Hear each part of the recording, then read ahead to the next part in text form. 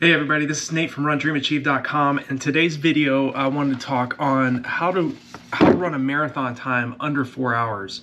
And I know I discussed in the last video about athletes that are trying to break 3 hours for the marathon, which is very highly competitive, but also running 3:59:59 for the marathon or faster is definitely still very competitive. And there are really, if you look at the large percentage of athletes around the world that are trying to break 4 hours or 3 hours or faster, there's just a very small percentage of athletes that accomplish this particular goal. So breaking a 4-hour marathon really comes down to you being able to, like I talk about in other videos, it's about pace sustainment. And you need to hold 9 minutes and 9 seconds per mile or 5 minutes and 41 seconds per kilometer for the entire duration of the race. So can you get great results just by running easy base mileage for 4 months? You can if you have a higher genetic capability and a higher amount of talent. Yes, you could probably break a 4-hour marathon just by running easy mileage. But if you're an athlete such as myself, who doesn't have a great deal of talent, but a lot of work ethic, and you have that work ethic and you have that willingness to get out the door and put in the work, you're going to have to do more than just run easy mileage to break a 4-hour marathon. 3:59:59 is very competitive. I think that if you go back and watch the other videos I've made about the 4-hour marathon or other events, you'll hear me say repetitively over and over that the long run, you have to start switching up how you're conducting your long run each weekend. If you run harder for a longer percentage or for a longer period of time during your long runs, and you do this all bi-weekly, you don't run hard every single weekend. Obviously, that's a great way to get frustrated, overtrained, and definitely a good way for you to start doubting yourself, because this is a process to be successful in the marathon distance. You have to think long term. You have to have a plan in place. That's why it took me several years to be able to build the running courses and running and training programs that I have on RunDreamAchieve.com for athletes. And I do have a running course specifically for athletes trying to break 4 hours for the marathon. I also have a training program as well. But I think in terms of what you need to be thinking about, what you need to be doing to get under 4 hours, is think about periodization. Okay, when I was in college, I was coached by Jack Hazen, one of the best distance running coaches in the world, and our training philosophy revolved around another great coach by the name of Dr. Joe Vigil. And what Coach Vigil and Coach Hazen always stressed to us was periodization. Okay, and what that means is basically you're over a 16-month block of training, 4-month block of training. You think about stressing the body's anaerobic systems for a specific amount of time before you move into a higher level of anaerobic work. So that's what you need to be thinking about in terms of breaking 4 hours. You don't just start doing mile repeats. In your case, because you're wanting to run 9:09 per mile or 5:41 per kilometer, you need to get that pace, that race pace, to feel easier.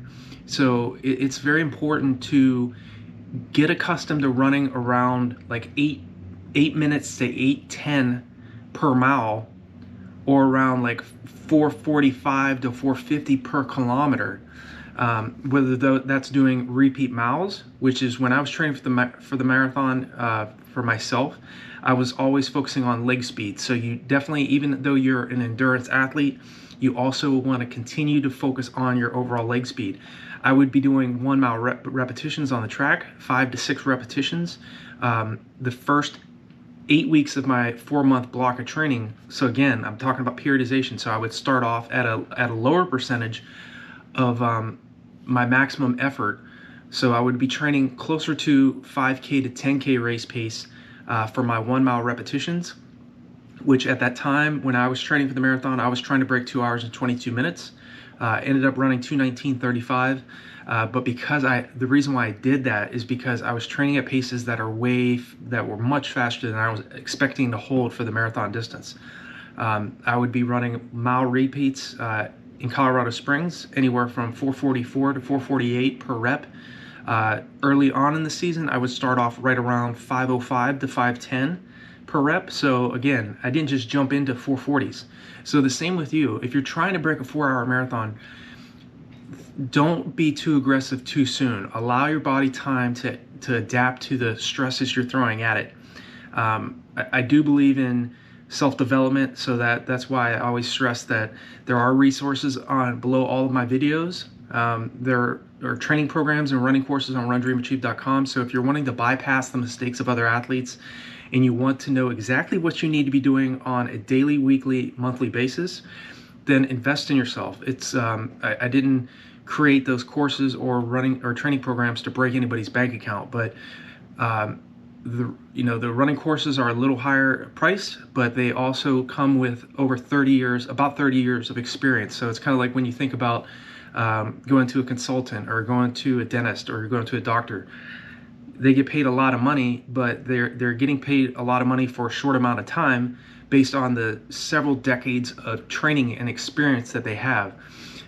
But the reason why I built those courses and training programs is because I want to get athletes to start using leverage. It's not about just working hard and putting in mileage and kilometers each week. It's about working smarter, using leverage. Because if there's an athlete that's putting in 150 kilometers a week, and there's another athlete running 80 to 90 kilometers a week, getting better results, I want to study what is that athlete doing. Because if this athlete that's running much higher mileage is not getting the results that this athlete over here is getting and is doing less, but is getting better results, that's the athlete I want to study. So when you're thinking about breaking a 4-hour marathon, just keep this in mind. It's not just about volume. It's about the quality of work that you're doing. It's a combination of, if you're wanting to run 3:59:59 or faster, it's a combination of training at your goal race pace, so 9:09 mile pace, 5:41 per kilometer, and training at paces much faster than you're planning on racing at. Start training a little bit at your 5K to 10K race pace each week. That's doing that 1 VO2 max workout per week I talk about in other videos. Spend some time training at paces that are so fast that you're gonna start building up so much lactic acid you're not gonna be able to clear it. So again, it only takes a few, you can only run a few seconds to a few minutes at that particular effort before you start to slow down. So it's important to train at paces that are far exceeding what you're trying to run so that you can get into the race and be able to sustain that 9:09 mile pace or 5:41 per K pace for the entire duration of your race. Your competitor is going to be throwing surges in the race. You're going to be in groups where runners that are going to be running faster than you're planning on running. And you want to be able to spend some time running with them, but also knowing that, hey, I can back off a little bit and then speed up and catch them in the later stages of the race. So when you're thinking about breaking a 4-hour marathon, think about doing longer duration tempo runs. Don't, early on, like I talk about in periodization, early on in your training, your tempo runs are going to be very difficult. You're not going to be able to run as far. But later on, as you get more anaerobically fit, you're going to be able to spend a longer period of time training at your anaerobic threshold. And that's the effort that we race at. So you want to be able to train your body to become very efficient at clearing lactic acid faster than it's building up. And again, if you're training at VO2 max effort, like doing repeat 200s or 300s on the track, or repeat miles, repeat 400s, you can only spend a few seconds to a few minutes at those particular efforts, but you can spend several minutes up to even about an hour training at your anaerobic threshold. So that's very important, because when you're running your marathon, you're going to be competing and pushing your body, and you're going to be training and racing just about at that anaerobic threshold. So you want to get very efficient at training at that particular effort to break a 4-hour marathon. I think the taper phase is key. It's very important. If you start running, you start dropping your intensity and your volume too far out from your big race, it's going to make you feel very, it's not always the case, because a lot of athletes that start a 3-week taper get great results. So it's going to be individual to each athlete. For me personally, I've always set personal best off of a 10-day taper. So that's how my training programs and my running courses on RunDreamAchieve.com are set up. Pretty much the same workouts I was doing to run 2:19:35 are the same types of workouts you'll be doing in the 4-hour marathon running course or the 4-hour marathon, sub 4-hour marathon training programs. The paces obviously are going to change and are going to be different, but the same exact types of workouts I was doing are the same types of workouts you'll be doing. We focus a lot on one VO2 max workout a week. These will vary from the repeat Ks on the track, repeat miles, repeat 2 miles. But again, it's all based around running, getting that 9:09 mile pace or 5:41 per K pace to feel easier, to feel more sustainable in the race, where you are going to be able to not just hold the pace for a specific amount of time, like say 32 kilometers of the race or the first 15 miles of the race, but you start slowing down at the end. You don't want to do that. It's not about, you know, running a specific amount of time or amount of mileage or kilometers in the race. It's about finishing the entire race at that distance. So I think what you need to be thinking about when you're trying to break a 4-hour marathon is, again, training at paces that are far exceeding what you're planning on running for the distance, training at paces that are much, much slower. So I always talk about jogging on those recovery days when you've done a track workout or you've done a hard tempo on the roads, or you know, if you do get one of the training programs or the running courses and you're following these workouts, you really need to pay attention to that recovery day. Because you're not going to be able to get a high enough return on your investment if you keep pushing the body too hard anaerobically. So it's so important that athletes, if they want to get the best results from their hard anaerobic workouts and those hard VO2 max workouts, where you, like I said, you can only spend a few seconds to very few minutes training at those intensities, the rest period is absolutely critical. It's where all the benefits of our hard anaerobic training comes about. And if you keep pushing the body too hard anaerobically, you're going to get a diminished return on the hard work you're putting in. There's only so many times you can push the body at these types of hard efforts before you start getting you know, a diminished return on all the hard work you're doing. So I always paid attention to that over the years when I was training for the marathon, is jogging on easy days. Give yourself at a minimum 48 hours of recovery between each hard workout. You do a hard tempo or a harder long paced or a harder long run, or say a hard track session. Give yourself 2 days of jogging, easy, relaxed running after that hard effort, so that you can come back and attack that hard anaerobic next workout that you're planning.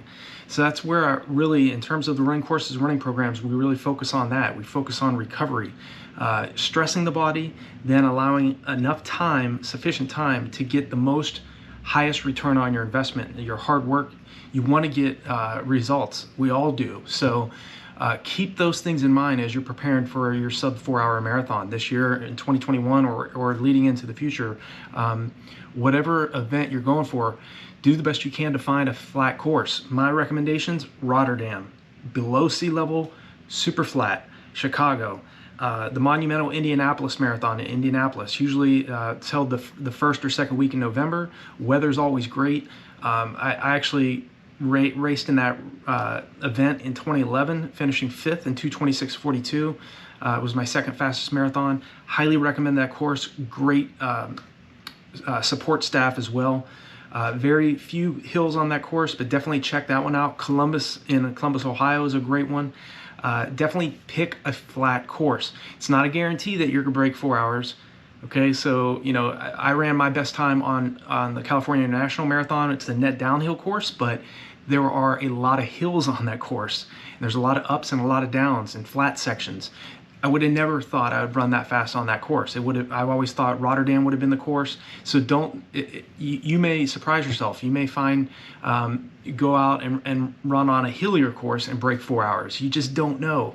So there's, it's stressing the body, allowing time for recovery, and a proper taper. And I think that taper really comes into play along with, you know, running much, slowing down on those recovery days so you get the best benefits from all your hard work, from the track sessions and the road sessions.